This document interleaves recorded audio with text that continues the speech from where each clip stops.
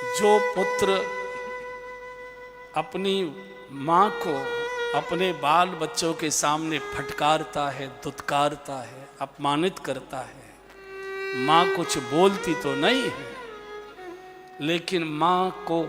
उस समय का प्रसव का दर्द याद आ जाता है। शास्त्र कहता है 1000 जहरीले बिच्छू एक साथ डंक मारें, उनकी जितनी पीड़ा होती होगी वो पीड़ा माँ को बच्चे को जन्म देते समय होती है। प्रसव पीड़ा सबसे भयंकर होती है,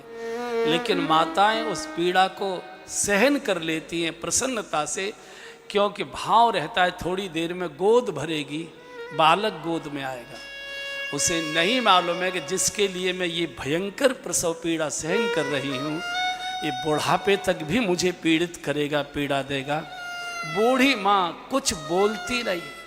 छोटा बालक बाप की बराबर खड़ा है, कभी बाप के तमतमाते चेहरे को देखता है, कभी बूढ़ी अपनी दादी माँ के सुस्त चेहरे को देखता है, कुछ बोलता नहीं है, लेकिन उसके मन में गांठ बंध जाती है कि इन्होंने मेरी दादी को कैसे फटकारा, मेरे बाबा जी को कैसे दुत्कारा करते थे।